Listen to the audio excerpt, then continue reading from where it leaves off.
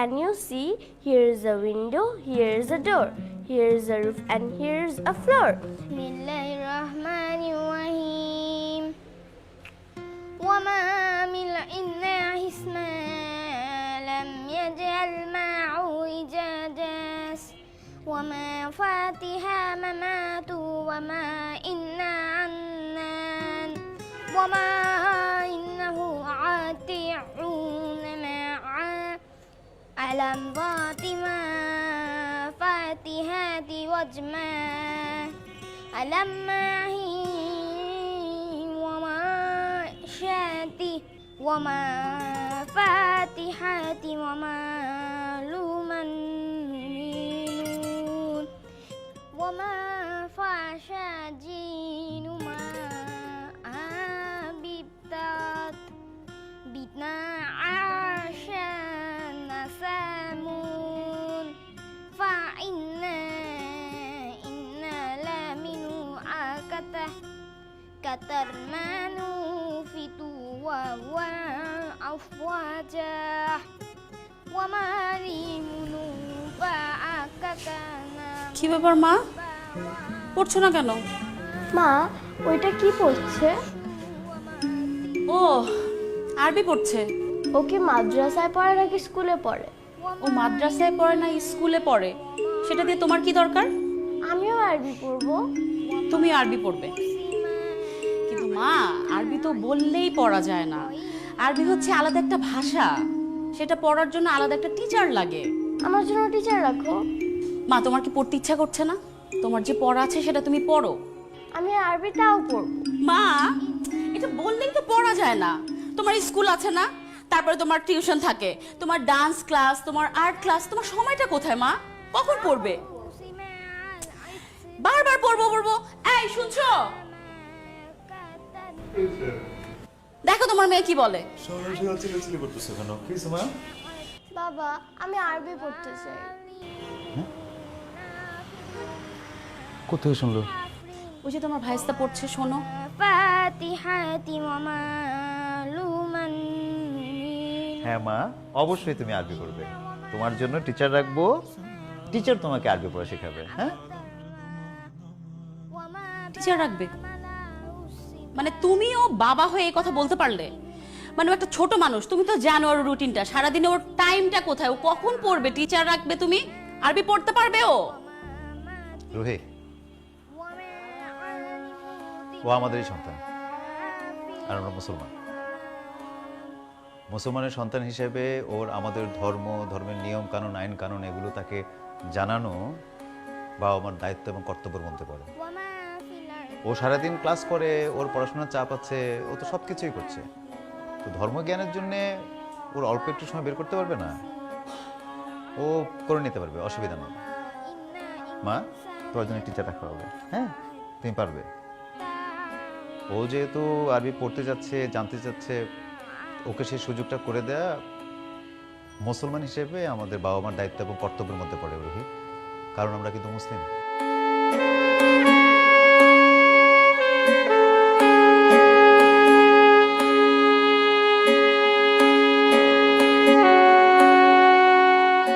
জাকির, ভাইজান কি অফিসে যাচ্ছিস? হ্যাঁ, অফিসে যাচ্ছিলাম। আসসালামু আলাইকুম। ওয়ালাইকুম আসসালাম। কেমন আছো? ভালো আছি, তুমি কেমন আছো? আমি খুব ভালো আছি। ভাইজান, হ্যাঁ।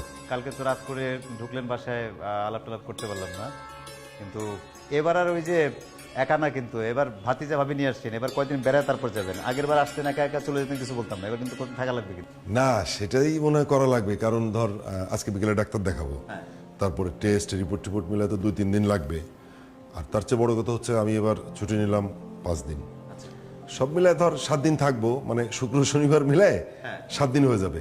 শনিবার বিকালে আমি রওনা দেবো। এর নিচে কিন্তু যাওয়া যাবে না কিন্তু ভাই। আচ্ছা, তুই তো অফিসে যাচ্ছিস, হ্যাঁ আমি ওকে নিয়ে একটু ঘোরাবো, বাইরে ঘোরাবো, তুই কোথাও আমাদের একটু নামাই দিবি। হ্যাঁ, এই যে সামনে আগে দিচ্ছি। ভাই, ও কি কোরআন শরীফ করতে পারে? হ্যাঁ, ওই তো, ও পারে তো, কোরআন তেলাওয়াত করতে পারে। কি করে? প্রত্যেকদিন ভোরবেলায় ওর মক্তবে পাঠাই, আরবি শিখছে, এখন কোরআন তেলাওয়াত করতে পারে। বাহ, এই বয়সে কোরআন তেলাওয়াত করতে পারে! আমার আসলে, আমি তো খুব অবাক হচ্ছিলাম শুনে।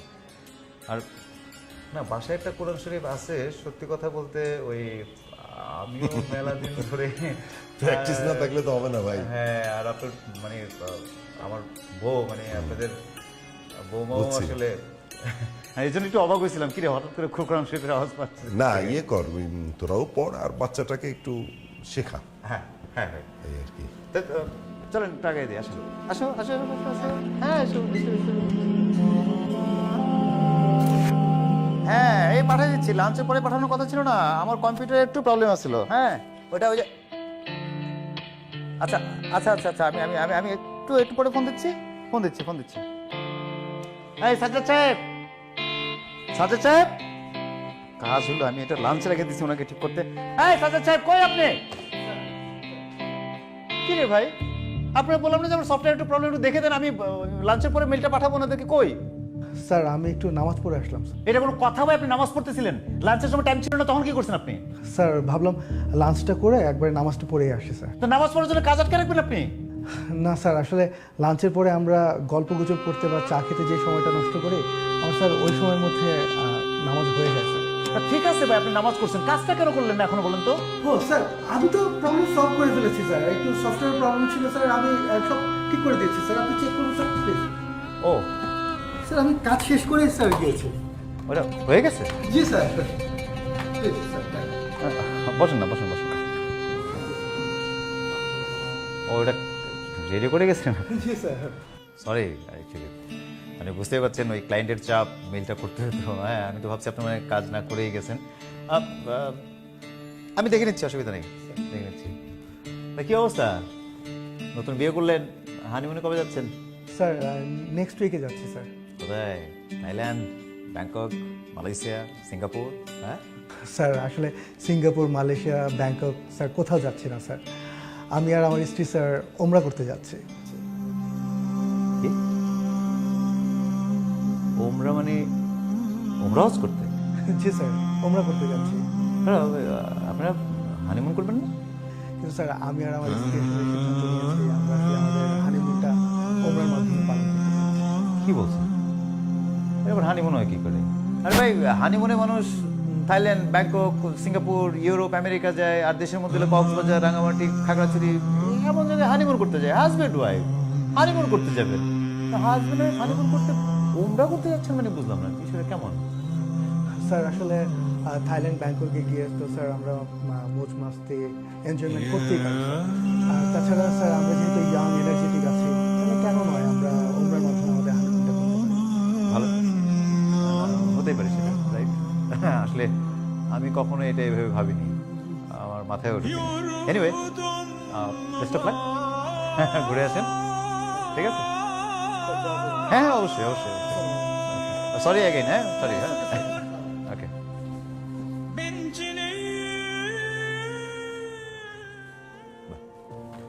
সে কি এত তরকারি কখন রান্না করলেন ভাবি? সেটাই তো ভাবি, এই সব রান্না আপনি একা করেছেন? ভাবি আমি রান্না করছি। কি বলে, আশ্চর্য! মানে আপনি আমাদের বাসায় মেহমান, আপনাকে আমি তখন বারে বারে বলে গেলাম যে ভাবি কষ্ট করবেন না, সেই এতগুলো রান্না আপনি করলেন, মানে একটা লজ্জায় ফেলে দিলেন না ভাবি রান্না করে ঢুকে? কষ্টের কথা কেন কইতেছেন ভাবি, আমি তো বাড়িতেই সবই করি, রান্না করতে আমার অনেক ভালো লাগে।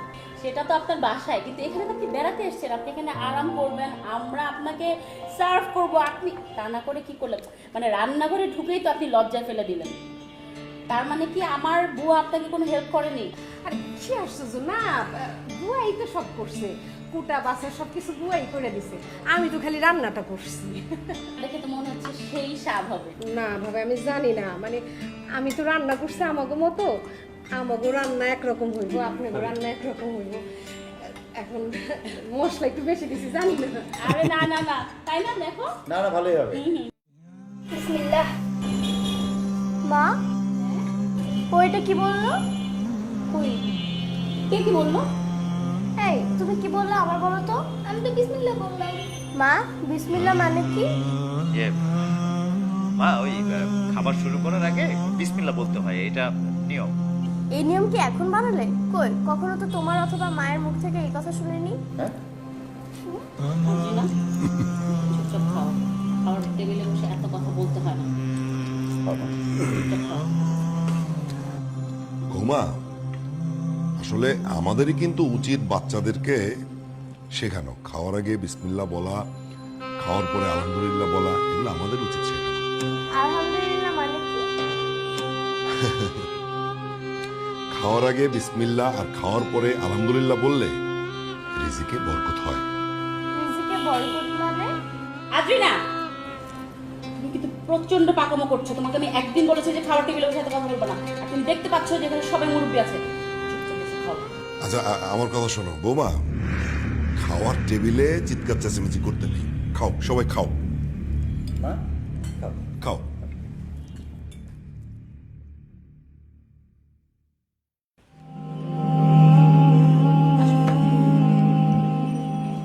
আরে ভাবি, কি করছেন? তেমন কিছু না ভাবি, অফিসে যাইতেছেন না? এই যে নাস্তাটা একটু নিয়ে যান। নাস্তা খাওয়ার জন্য? এই যে আদ্রিনা মামুনির জন্য। আদ্রিনা তো নাস্তা করবে না।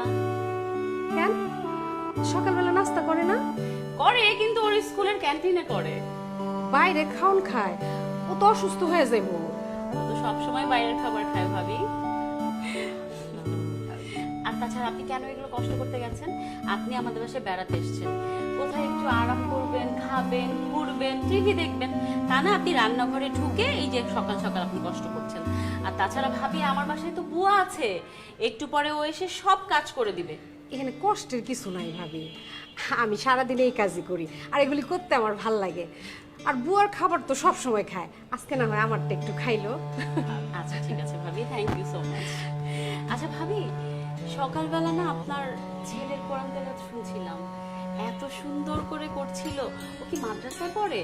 না ভাবি, ও তো স্কুলে পড়ে। স্কুলে পড়ে? স্কুলে এত সুন্দর কোরআন তেলাওয়াত শেখায়? ও হচ্ছে সকালে যখন স্কুলে যায়, স্কুলে যাওয়ার আগে আমাকে ওই যে গ্রামের এলাকায় মক্তব থাকে না, সেই মক্তবে আমি পাঠাই, আর ওইখান থেকে হুজুরের কাছ থেকে কোরআন তেলাওয়াত শিখছে। বাহ, খুব ভালো কোরআন তেলাওয়াত করে। দোয়া করি ভাবি। হ্যাঁ অবশ্যই। ভাবি, দুপুরবেলা আপনার লেগে কি রান্না করবো? দুপুরে? দুপুরে তো বাসায় আসবো না ভাবি। ও, ভাইজান তো আসবো। না, ভাইজানও আসবে না, আমি আরও দুজনই আমাদের অফিসে লাঞ্চ করে নেব। দেখো, আমি ভুলে গেছি আপনারা দুইজনই তো চাকরি করেন, ব্যস্ত থাকেন, কিন্তু আদ্রিনা মা ও তো স্কুল শেষ করে বাসায় আসবো, তাই না? না ভাবি, ওর তো একদম সময় নেই। ওর স্কুলের পরপরই ওর টিউশন আছে, তারপরে ডান্স ক্লাস, আর্ট ক্লাস করে ওর বাসায় ফিরতে ফিরতে সন্ধ্যা হয়ে যাবে ভাবি। ও আসবে না, আপনি এগুলো নিয়ে একদম টেনশন করবেন না ভাবি। আপনি বেড়াতে এসেছেন, আপনি আরাম করেন তো। কিন্তু আমার একা একা বাসায় একদম ভাল লাগে না, একটু কাজ টাজ করলে ভাল লাগে। আর রাত্রে তো খাবেন, রাত্রে কি করবো বলেন তো ভাবি? আচ্ছা ঠিক আছে, কিছু যদি মনে না করেন তাহলে আপনি ফ্রিজে সবজি আছে, আপনার ভাইয়ের জন্য একটু সবজি করে রাখেন। কি যে বলেন, এটা মনে করার কি আছে? আমার কাছে তো ভালোই লাগতেছে, আপনি কোনো চিন্তা করেন না, আমি করে রাখবো। তাছাড়া একা একা বাসায় বসে থাকতে আমার একটু ভালো লাগে না। আচ্ছা ঠিক আছে, দেরি হয়ে যাচ্ছে, যান। যাই তাহলে, থ্যাংক ইউ। আচ্ছা। ঠিক আছে, আসো মা, তাড়াতাড়ি এসো। কি ব্যাপার, আজকে কি অফিসে অনেক প্রেশার ছিল? হ্যাঁ, প্রেশার কি, ও তো রেগুলারই থাকে। তোমার কি ছিল অফিসে, চাপ ছিল বেশি? আমার তো ছিলই, তোমার মেয়ে তো আমাকে একদম জ্বালিয়ে শেষ করে ফেলছে। কেন, কি নিয়ে? ওই একই, একটা টিচার রাখো মা, আমি আরবি শিখবো, আরবি শিখবো। কি করব বলো তো? কি করার আর, ও যেহেতু এত আগ্রহ দেখাচ্ছে, আমাদের তো বাবা মা হিসেবে উচিত ওর সে আগ্রহটার দিকে খেয়াল করা। আমার মনে হয় একদম হুজুর রেখে দিই, কি বলো? মানে তুমি আজকেও সেম কথা বলতেছো? ও তো চাইছে, তাহলে অসুবিধা কি, আমরা রেখে দিই, একটা হুজুর রেখে দিই। মেয়েটাকে মানে প্রেশার, এত প্রেশার, তার উপর আবার প্রেশার দিব একটা টিচার রেখে আরবি পড়াতে? ও যদি প্রেশার নিতে পারে তাহলে আমাদের সমস্যা কোথায়? ও নিতে পারে মানে? ও একটা ছোট মানুষ, ও কি বলতে পারবে প্রেশারের? ও কিছু বুঝে? আর সকাল থেকে রাত পর্যন্ত ওর এতগুলো শিডিউল, ব্যস্ত থাকে সারাদিন, এর ভিতরে একটা টিচার রেখে কখন পড়াবো আমি?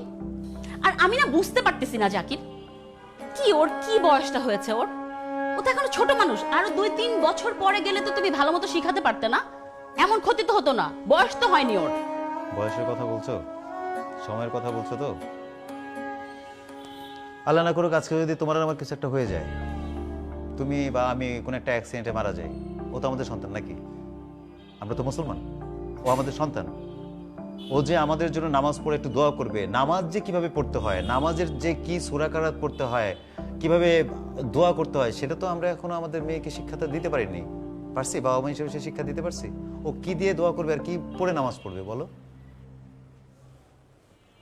বাবা, তোমাকে দেখে আর তোমার কথা শুনে না আমি পুরো আশ্চর্য হয়ে যাচ্ছি।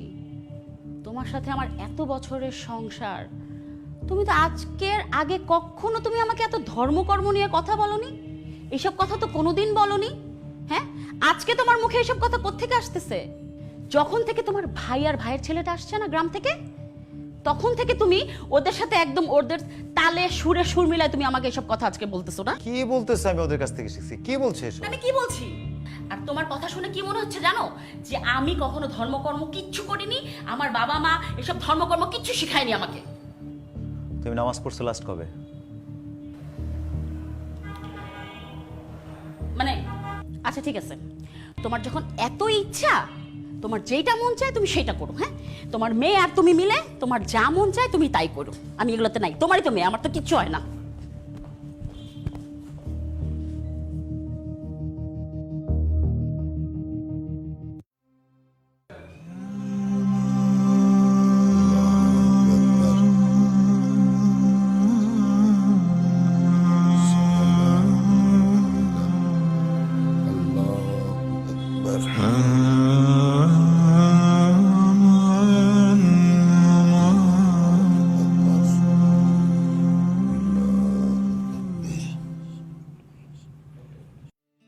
শুনছো? বলো। বললাম কি, এই মাসের ইনভেস্টমেন্টটা আমি দিচ্ছি না, পরেরটা তুমি দিয়ে দিও।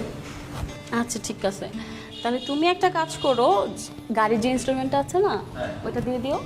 ঠিক আছে। বাবা বাবা, দেখলাম ভাইয়া আর চাচ্চু মিলে না নামাজ পড়ছে, চলো তুমি আর আমিও পড়ি। হ্যাঁ, নামাজ পড়ছে। নামাজ তো এভাবে পড়া যায় না মা। নামাজ পড়তে গেলে নামাজের কিছু নিয়ম কানুন আছে।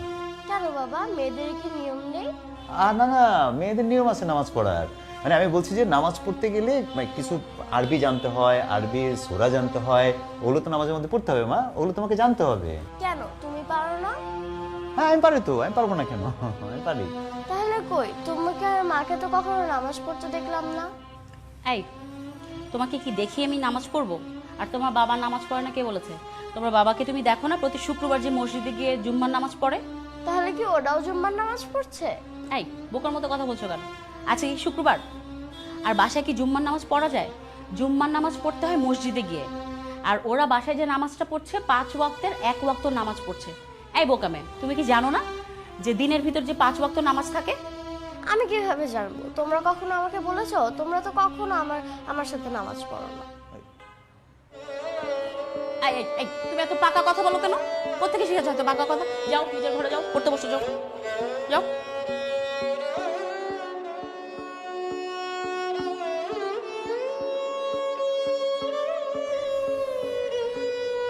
ভাইজান, যাক আজকে ছুটি দেখে দুই ভাই একসাথে বাসায় পেলে গল্প করতে পারতেছি। ইয়ে, আছেন কেমন তাহলে? ঠিকঠাক, সব ঠিকঠাক তো? আছি রে, অনেক ভালো আছি। আল্লাহ অনেক ভালো রাখছে আমারে। তা তো থাকবেনই। যেই জায়গায় আর যেই পজিশনে চাকরি করেন, তাতে তো নিশ্চয়ই ব্যাংক ব্যালেন্স থেকে শুরু করে সবকিছু একদম গুছাই ফেলেছেন নাকি? সবারই একই ধারণা, তোর কেন হবে না ক? হ্যাঁ, এটা ঠিক যে আমি যেখানে চাকরি করি টাকা ওড়ে, খালি টাকা ওড়ে। সেই টাকা ধরার জন্য অনেকগুলো হাত গুড়গুড় গুড়গুড় করতেছে, কিন্তু আমি তো এইসবের মধ্যে নাই। আমার 4 আনা পয়সা অবৈধ নাই। না, বিষয়টা তা না, আসলে ঠিকই তো আছে। মানে আপনি যেখানে চাকরি করেন, আপনার আশেপাশে তো ডাইন বাম করার মতো প্রচুর সুযোগ সুবিধা, তো না করার কি কারণ হতে পারে? কেউ বিশ্বাস করে না। তুই আমার ভাই, তুই পর্যন্ত এটা বিশ্বাস করবি না। শোন, কে ডান বাম করলো, কে কি করলো, তাতে আমার কি? আমার তো কিছু যায় আসে না। কোনো মানুষ যদি সৎ থাকতে চায় সেটা তার ব্যাপার, সে কিন্তু সৎ থাকতে পারে। আমি ডাইন বাম করবো না, কিছু করবো না, আমি আমার মতো থাকবো। আমার আব্বা তো সৎ মানুষ ছিল, এটা তো তোরা জানিস। আব্বা শিখাই দিয়ে গেছে। তা ঠিক আছে ভাই, কিন্তু যেই হারে ইদানিং পত্র পত্রিকায়, টেলিভিশনে, সোশ্যাল মিডিয়া নিউজ দেখতেছি, তাতে তো আসলে এই যে প্রত্যেকদিন টেলিভিশনে পত্রিকায় খবর আসতেছে দুর্নীতিবাজদের, এটা ঠিক যে দেশে অনেক দুর্নীতিবাজ আছে, হাজার হাজার দুর্নীতিবাজ আছে, কিন্তু তার মধ্যে কি একটা সৎ লোক নেই? না, অবশ্যই আছে। আছে না? অনেক সৎ মানুষ, তারা সারা জীবন সততার সাথে চাকরি করছে, বাড়তি কোনো উপার্জন করে নাই, আছে না? কই তাদের খবর আসে না কেন? তাদের খবর যদি এরকম আসতো তাহলে কিন্তু মানুষ জানতে পারতো যে এই দুর্নীতিবাজদের ভেতরেও সততার সাথে টিকে থাকা যায়। না, একদম যে আসে না ভাই তা না, সেটাও আসে, কিন্তু সংখ্যায় কম বলে আমাকে চোখে পড়ে না, এটাই বিষয়। বুঝতে পারছি ভাই। ধর আমার শিক্ষা কি, আমার আব্বা একটা কথা বলে গেছে যে বাবা রে, আমি তো সারা জীবন থাকবো না, কিন্তু এই শিক্ষাটা তোমার জীবনে সারা জীবন রাখো। সেটা হলো সততা, সততার সাথে সারাটা জীবন আমি যেন পার করি, এইটাই হচ্ছে আমার আব্বার সবচেয়ে বড় শিক্ষা। আর আমি এই শিক্ষাটা আমার ছেলেদের মধ্যে দেওয়ার চেষ্টা করতেছি। আল্লাহ দিলে ধর যে আমার দুইটা ছেলে, বড় ছেলেটা এবার ম্যাট্রিক পাস করছে, তার ও অনেক ভালো একটা জায়গায় চান্স পাবে, এটা আমি জানি। আর ছোটটা ও তো আছেই, কি লাগে আর জীবনে, সুস্থভাবে আছি, আল্লাহ ভালো রাখছে, এই তো ও সৎ থাকতে পারে, মানুষের মতো মানুষ হয়, এই শিক্ষাটা দেওয়ার চেষ্টা করতেছি। বাহ ভাই, তোমার কথাটা শুনে ভালোই লাগলো। আসলে এইভাবে তো কেউ এখন চিন্তা করে না, সবাই যার যারটা তার নিয়ে চিন্তা করতেছে। হ্যাঁ, সবার শুধু লোভ আর লোভ লাগে, শুধু লাগে, বুঝছিস? যে কত লাগে, কত লাগে মানে। আচ্ছা ভাবি, আপনার বাচ্চাটা কি মানে খাওয়ার সময় অনেক ডিস্টার্ব করে না? ঠিক মতো খাওয়াতে পারেন ওকে? কি যে বলেন না ভাবি, আমার ছেলের তো মাশাআল্লাহ অনেক রুচি, যা দেই তাই খায়, খাওয়া নিয়ে কোনো সমস্যা করে না। আর না, মনে হয় মোবাইল দেখে দেখে খায় না? একদমই না ভাবি, এই মোবাইলের অভ্যাসটা না আমার ছেলেটার আমি করি নাই। আর আমার মেয়েটার কথা কি বলবো ভাবি, এখনো পর্যন্ত খাওয়ার সময় মোবাইল না দিলে ও খাবেই না। ওর মোবাইলের প্রতি এত অ্যাট্রাকশন। যাকগে, ও গেমস খেলে অনেক না আপনার ছেলে? এগুলি কোনো কিছুর প্রতি আমার ছেলের নেশা নাই ভাবি। অবশ্য প্রথম প্রথম যে ছিল না তা না, প্রথম প্রথম ওর বাপের মোবাইল নিয়ে টানাটানি করতো, কিন্তু পরে আমি আর ওর বাপ ওরে বুঝাইয়া এই মোবাইলের অভ্যাসটা থেকে বিরত রাখছি, একদমই মোবাইলের অভ্যাসটা করতে দিই নাই ভাবি। ও ভালো করেছেন। আর তাছাড়া আপনার তো মানতেই হবে যে গ্রামের বাচ্চারা আর শহরের বাচ্চারা একটু আলাদা হবে, এই ডিফারেন্সটা থাকবেই। এটা আপনার ভুল ধারণা। এই যে আমাকে গ্রামের পাশের বাড়ির ভাবি, তার একটা বাচ্চা আছে, সেই বাচ্চাটা তো একই অবস্থা, সারাটা দিন মোবাইল, মোবাইল ছাড়া কিচ্ছু বোঝে না। খাইতে গেলে মোবাইল, ঘুমাইতে গেলে মোবাইল, গোসল করতে গেলে মোবাইল, মোবাইল ছাড়া সে কিছুই করে না। তাহলে ভালো শিক্ষা দিয়েছেন আপনার বাচ্চাকে। চেষ্টা করছি ভাবি। তা ঠিক আছে ভাবি, আপনি তাহলে বসেন, আমার অফিস আবার কাজ আছে, আমি করি। ঠিক আছে ভাবি, জানতে গেলে আমারও আবার নামাজের সময় হয়ে গেছে, একটু নামাজটা সাইরা নিই। ও ঠিক আছে ভাবি।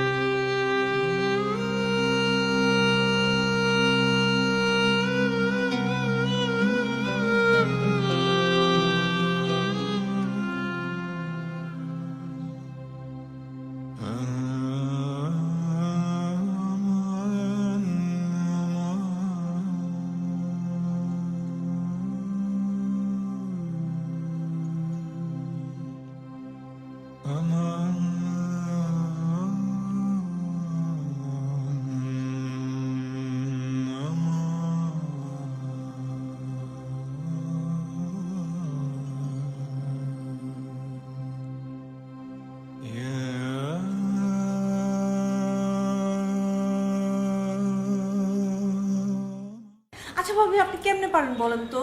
কি পারি ভাবি? আরে এই যে বাচ্চা সামলানো, সংসার সামলানো, তারপর আবার স্বামী সামলানো, তারপর আবার অফিস, ওরে বাবা, আমি তো এটা চিন্তাই করতে পারি না ভাবি। এই কথা আসলে ভাবি, এটা আমাদের ইউনিভার্সিটি লাইফ থেকে হয়ে আসছে। মানে আমি আর আপনার ভাই তো পূর্ব পরিচিত, ভার্সিটি লাইফ থেকে আমাদের চেনা জানা, তো তখন থেকেই আমরা দুজনেই জব করতাম। আমারও না ভাবি খুব স্বপ্ন ছিল যে একটা চাকরি করব, কিন্তু এই যে 2টা বাচ্চা হওয়ার পরে সংসার, স্বামী, ও বাবা, তারপরে আর আমার স্বপ্নও নাই, এনার্জিও নাই। আচ্ছা ভাবি, আপনাকে একটা কথা জিজ্ঞেস করি। হ্যাঁ বলেন না। ইদানিং আপনাদের বাসা থেকে সকালবেলা একটা বাচ্চা কণ্ঠে সুন্দর কোরআন তিলাওয়াতের আওয়াজ শুনতে পাই। আদ্রিনা কি কোরআন তিলাওয়াত করে নাকি? না ভাবি, আদ্রিনা তো আরবি পড়তে পারে না, ও না। তাহলে বাচ্চা কণ্ঠে কে কোরআন তিলাওয়াত করে? ওই আপনার ভাইয়ের ভাইস্তা, ও গ্রাম থেকে এসছে, ওই প্রতিদিন সকালবেলা আসলে কোরআন তেলাওয়াত করে। তাই নাকি? তা বাচ্চাটার বয়স কত? এই 7-8 বছর হবে। মাত্র 7-8 বছরের বাচ্চা এত সুন্দর কোরআন তেলাওয়াত করে? ও কি মাদ্রাসায় পড়ে? না, ও স্কুলে পড়ে। ও, তা কোরআন তিলাওয়াত শিখে কোত্থেকে? ওই যে ওর বাবা মা ওকে মক্তবে দিয়েছে, তো মক্তব থেকেই কোরআন তেলাওয়াত শিখেছে, তারপরে স্কুলে যায়। আপনি কি কোরআন তেলাওয়াত করতে পারেন? আসলে হয়েছে কিভাবে, জানেনই তো যে সব কিছু একটা প্র্যাকটিসের উপর নির্ভর করে। ছোটবেলায় শিখেছিলাম অবশ্যই, আমার বাবা মা তো আমাকে শিখিয়েছিলেন, কিন্তু ওই যে পড়া হয় না দেখে ভুলে গিয়েছি, তাই এখন তো আর পারি না ভাবি। আমার না ভাবি সেম কেস, লজ্জায় কাউকে বলতেও পারি না। ছোটবেলায় শিখেছি কিন্তু এখন না পারি না। ভাবি, আমরা তো মুসলমান, তাই না? দিন শেষে আসলে আমাদের কোরআন তিলাওয়াত করা উচিত। আচ্ছা, বাচ্চাটা কোথায়? ওকে দেখতেছি না যে। ওর বাবার সাথে বাইরে গিয়েছে। কেন ভাবি? এত ছোট একটা বাচ্চা এত সুন্দর কোরআন তিলাওয়াত করে, ওকে দেখলেও না খুব ভালো লাগতো। তাহলে আরেকদিন এসে। ওরা থাকবে কয়েকদিন? হ্যাঁ আছে তো, কয়েকদিন আছে। আচ্ছা ঠিক আছে, আসি ভাবি। জি ভাবি।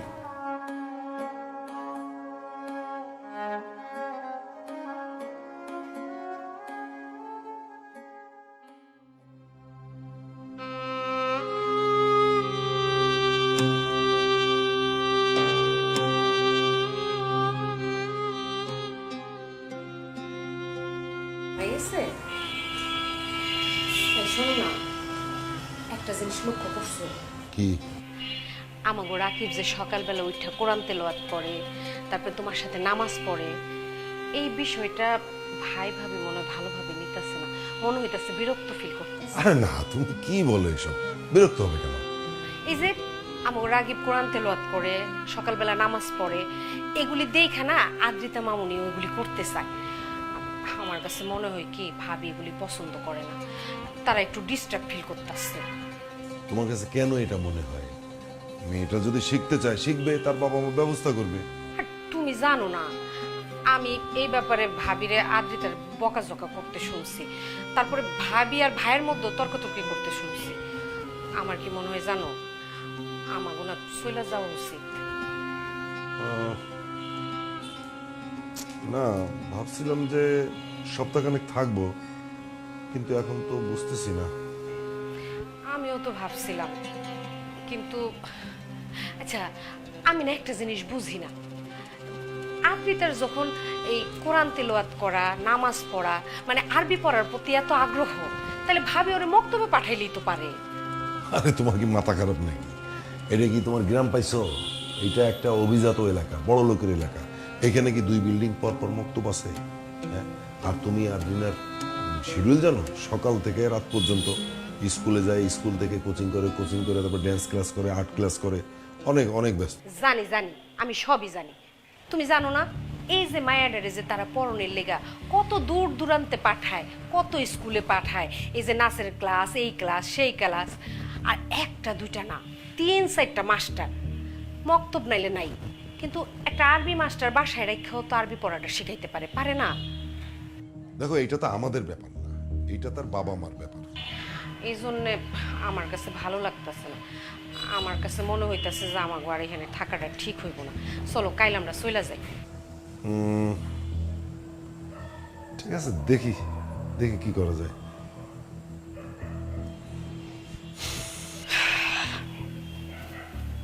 হোমওয়ার্ক করা শেষ? কালকে স্কুলে যা যা পড়া দিয়েছিল সব করেছো? আচ্ছা ঠিক আছে, তাহলে এই শোনো না, ভালো কথা, বলো। আমরা তাহলে একটা কাজ করি, ওর জন্য একটা টিচার রেখে দিই। কি জন্যে?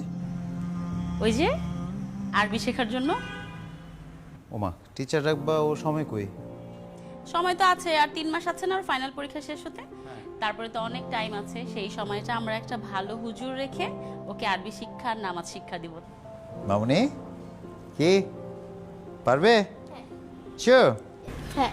তাহলে তো ভালোই হলো।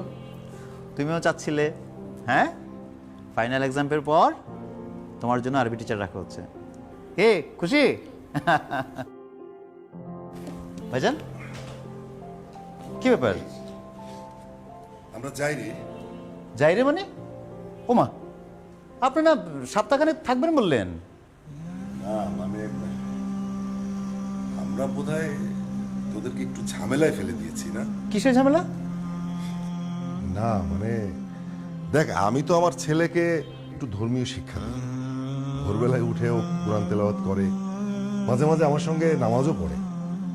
তো মানে এই সব কিছু তোদেরকে বোধহয় একটু ডিস্টার্ব করেছে। ভাই কি বলতেছেন আপনি এগুলো?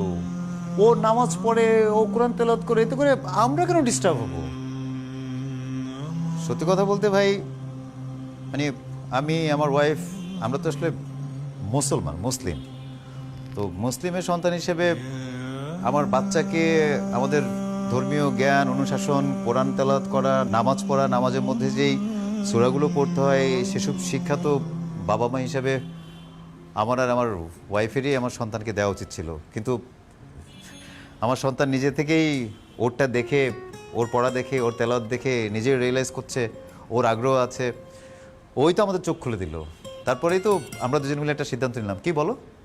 আমরা এখন সিদ্ধান্ত নিয়েছি ওর পরীক্ষার পরে একজন ভালো হুজুর রেখে ওকে আরবি শিক্ষা দিব। বাহ, এটা তো খুবই ভালো। ওর যখন আগ্রহ আছে শিখুক না। আর এটা তো আসলে মুসলমান পিতামাতা হিসেবে তো আমাদের দায়িত্ব এবং কর্তব্যের মধ্যে পড়ে তার সন্তানকে তার ধর্মের জ্ঞান, অনুশাসন এগুলো শেখার সুযোগ করে দেয়। না, এটা মুসলমান হিসেবে যেমন আমরা আমাদের দায়িত্ব পালন করব, সন্তানদেরকে ধর্মীয় শিক্ষা দেব, শুধু মুসলমানের ব্যাপার না। ব্যাপারটা হচ্ছে যে যে ধর্মেরই হোক না কেন, হিন্দু, মুসলমান, বৌদ্ধ, খ্রিস্টান, প্রত্যেকটা অভিভাবকের উচিত তাদের যে স্ব ধর্ম, সেই ধর্মের যে রীতি নীতি, ধর্মীয় অনুশাসন, ধর্মীয় কৃষ্টি কালচার, সে সকল শিক্ষা দেয়া। এটা খুব জরুরি। হ্যাঁ ভাই, আসলেই তাই। শোন, আমাদের তো দেরি হয়ে যাচ্ছে, আমরা এখন যাই। আর তুই সময় করে ওদেরকে নিয়ে অবশ্যই গ্রামে আসবি, কয়েকদিন থাকবি, ভালো লাগবে কিন্তু। আসবি তো অবশ্যই। হ্যাঁ ভাই। ভাবি, আদ্রিনা মারে নিয়ে আপনি গ্রামে আসেন। মাটির একটা টান আছে না ভাবি, দেখবেন আদ্রিনা আমার ভালো লাগবে, খারাপ লাগবে না। এবার অবশ্যই যাব, তাই না? হ্যাঁ, এবার লম্বা করে ছুটি নিয়ে গ্রামে যাবো। আমাদের অনেক ভালো লাগছে আপনাদের এখানে। এই চলো, দেরি হয়ে যেতেছে। আসসালামু আলাইকুম। ওয়ালাইকুম ওয়ালাইকুম আসসালাম। আসসালাম।